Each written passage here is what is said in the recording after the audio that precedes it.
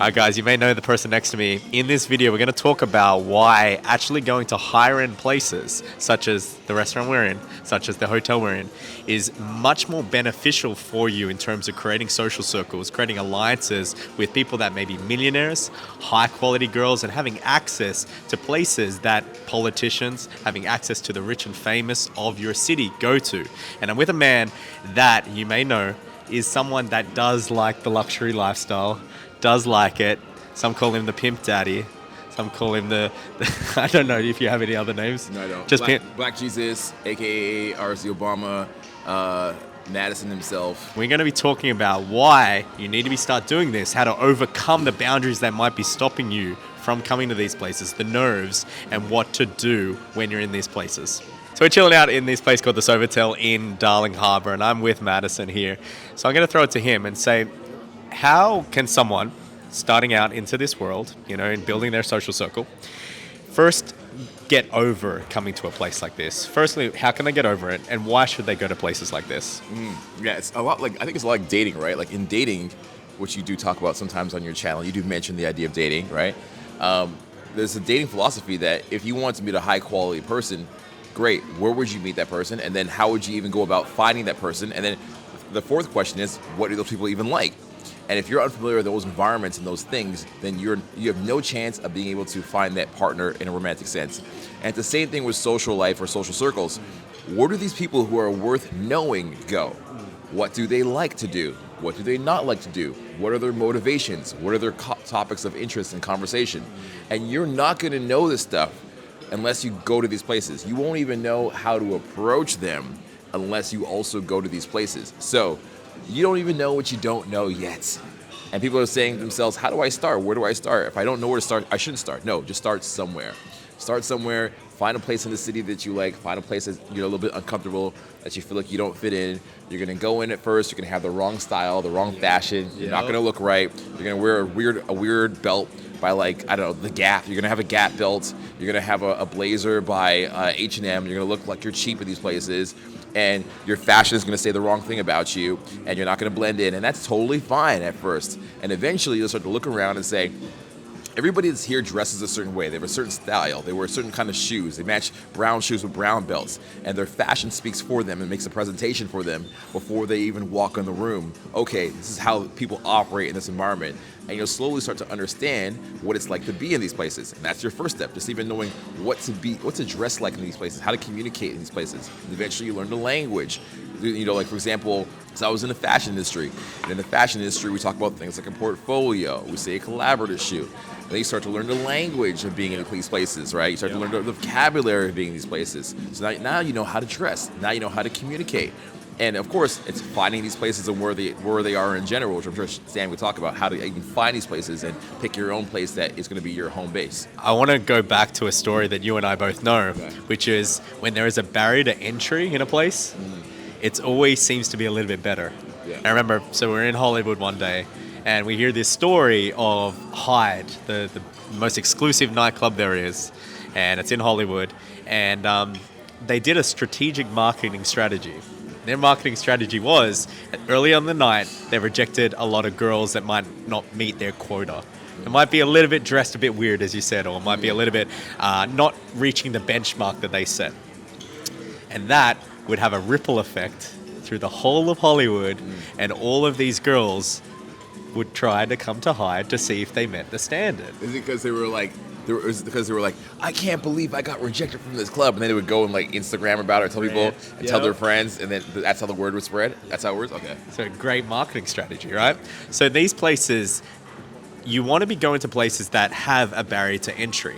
Now, this is things like a mentorship, money is a big one, status, exclusivity, places that are higher end, because the higher echelon, the upper echelon, like to go to places where there's a barrier to entry. Now, comes back to another thing. This is really controversial, but hear me out. Jim Rohn talks about you are the 5 people you hang around, okay? So if you are a multimillionaire, or you are someone that is high-end, and that's very valuable, you don't want to be hanging around people that might not have the same sort of ideas. Let's just say you're very good with money. You wouldn't be hanging around people with bad money sense. No, not at all. So you'd be hanging around people with good money sense. Yes. So places that are hard to get into, or hard access, maybe money access, you're going to be surrounded with people that have the same mindsets as you. So this idea of having this barrier to entry. Now, what if you're not there yet? Oh man. That's the big thing. So I have some tactics. So one of the tactics that I did a lot of the time was I used to go to the bar at restaurants or high end, where we're in the Sofitel, we're in a hotel, and I used to Water. order water. I was fucking around. Yeah, no water. You actually got to fit in, right? Because you're seen as like an outcast if you just order water. And I'm not saying a drink. You get just a soda water, lime, look like a vodka lime soda. And you would get to know the bartender, you get to know the manager, you get to know the hostess, you get to know the people that work here.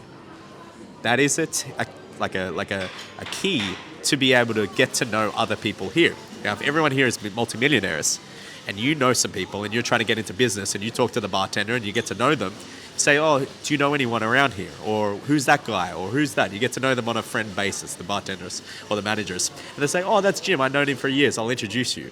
If they know what you're about and you want to get more money, you want to get to know the right people, you want to get around the exclusive upper echelon, and these people already have access to these people, this is one step that you can do it. You can go to these places, get to know people there by spending a little bit of money. Look, one of these drinks was like $14? You do that 2 or 3 times a week, it's $28 all up. Now you're getting to know the upper echelon for $28.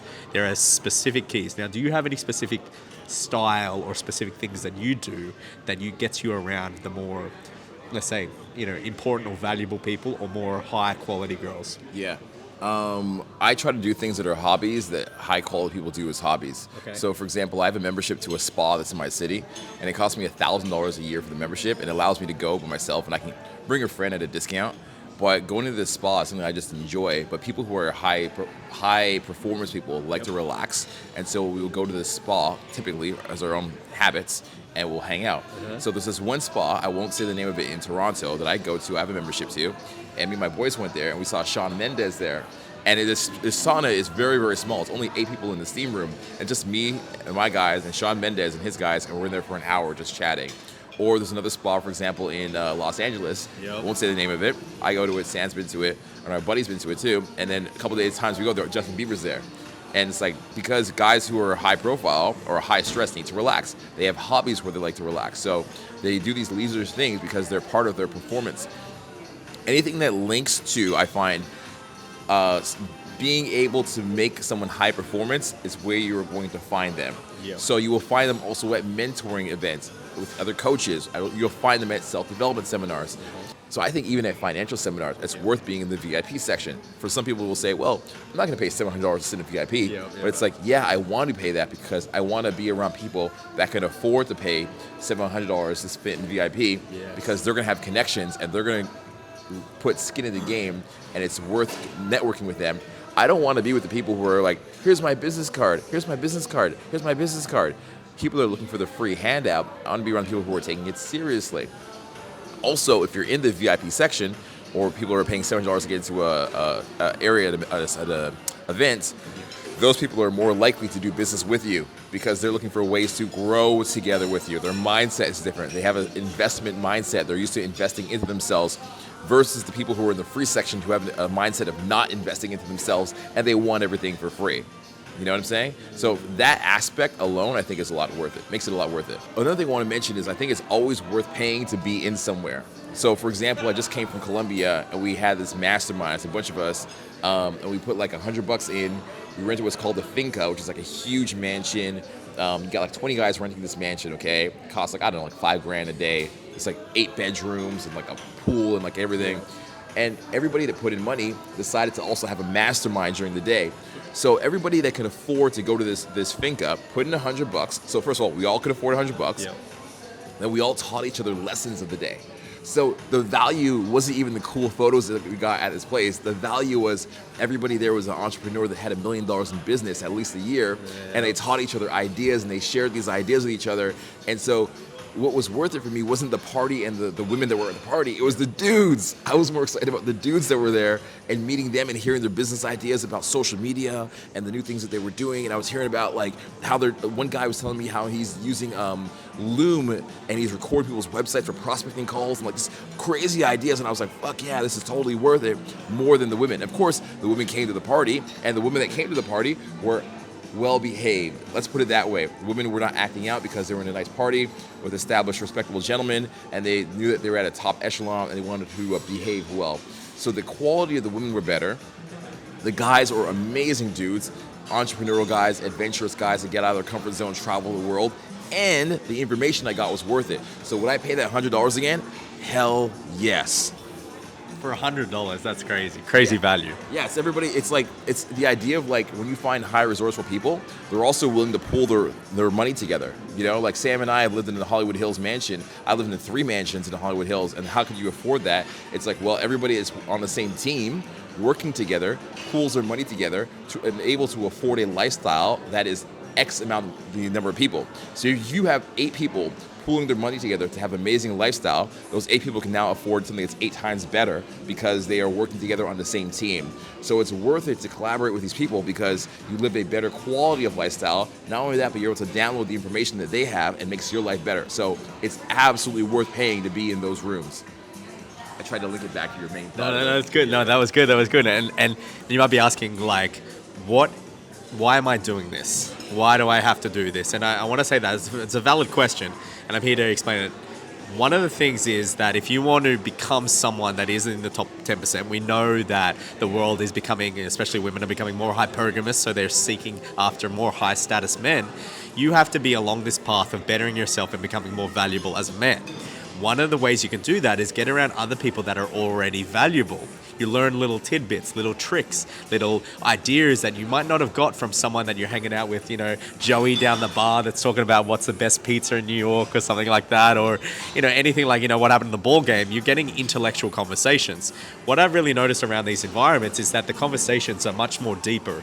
They're much more in terms of how we're going to make money, how the world is going, how are we going to benefit from it.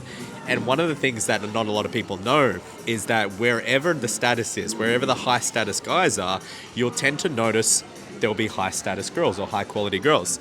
Now, I've linked this to is that high quality girls are valuable because they're high quality, whether their looks are valuable, right? So their looks are on a scale. If you're a very beautiful, attractive girl, brands use that as cash, right? Because that's what beauty brings value, and value is cash, right? So what I've noticed is that when there is a lot of cash and a lot of people of the upper echelon, the highest attractiveness of girls are going to be there because that's where they reside in their life. They're getting $250,000 from Victoria's Secret to run the runway. They're already in that upper echelon. They're in the top 10% or the top 5% of women in general, looks and money. Right? So they want to be in these places. Now they like the brands, they like Prada, Gucci, they like, you know, Salvador for whatever the other one is, they like, you know, Valentino and all these other things. And so high upper echelon guys also like that because it's a status symbol. It's showing off that, hey, I can afford this type of lifestyle. So it's a demonstrator of value. Now, girls also like that lifestyle. They will latch on. So it's very important for your dating life as well as your social life to be someone that is around this. Even if you don't have that lifestyle yet, you're interacting with people based on what Madison and I talked about getting around. Gary Vee has an idea. It's about getting around the sun. You wouldn't have heard this. He talks about, he was with Diddy, and he was like, how can someone get to know you? And he was like, well, if you were bringing me my coffee every day, that's how you could do it, because he hired out anyone. Or you cleaned the place. Diddy works late at night, so he interacts with the cleaners because he interacts with everybody. He was like, some of the times I talk to the cleaners.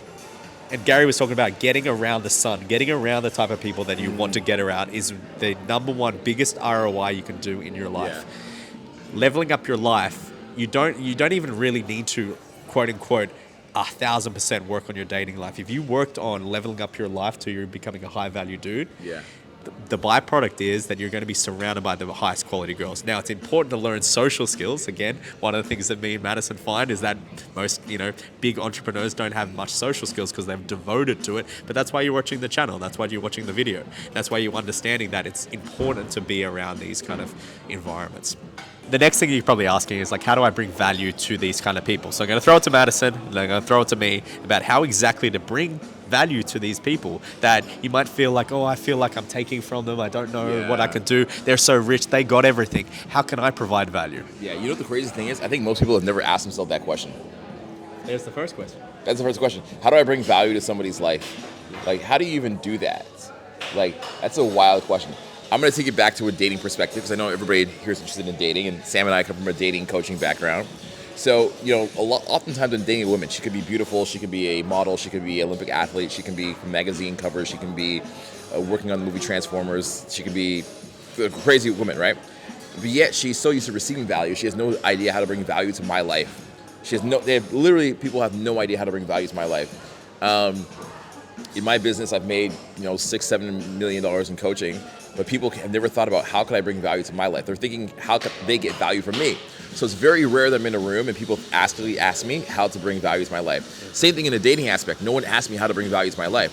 So what you'll notice, and it's not what Sam will notice, but what you'll notice watching this, and is the more you get into these rooms where there's guys, the conversation is usually always one thing. It's usually women, it's usually dating, it's usually fun, but the question they're always asking each other is how can they bring value to each other's lives? They're always constantly asking each other that and thinking about that almost nonstop. The most successful guys that I know, guys that are making 8 figures a year, call me about once every 2 to 3 months, and they say, hey man, what are you doing? What are you working on? Anything I can help you out with? I have a friend of mine who's a buddy of mine. He has the largest furniture company in Canada, which makes $200 million a year. Okay, he's in not Bloomberg. What's the other magazine? No, he's in Bloomberg. It's not Fortune. It's Bloomberg. He's in Bloomberg, and he regularly calls me. He goes is there anything you're working on I can help you out with? And even though he's making that much money, he asks me how he can bring value to my life. So when you get in these rooms, these guys, you'll find 6 or 7 guys, sometimes they're competitive, but what they're really asking each other is how do they enhance each other's lives? Yeah. And they just ponder that question. I bet most people watching this, or most people couldn't even ponder that question for 5 minutes. They would get bored. They find it a boring question. But guys that are high status and high value, they think about this question nonstop. How can I bring value from each other's lives? How can I help this other guy out? How can I assist them in this project? How can I introduce my boy to this other guy who's also working on the same project and combine them together so they meet each other and they can work together? And that's what they're thinking about. And oh yeah, I can arbitrage the value and da-da-da. That's what they're always thinking about. So I would say the biggest benefit to being in these rooms with these people and paying to be in these rooms is you start to think differently and you start to ask yourself that question on a regular basis. How can I bring value to other dudes' lives?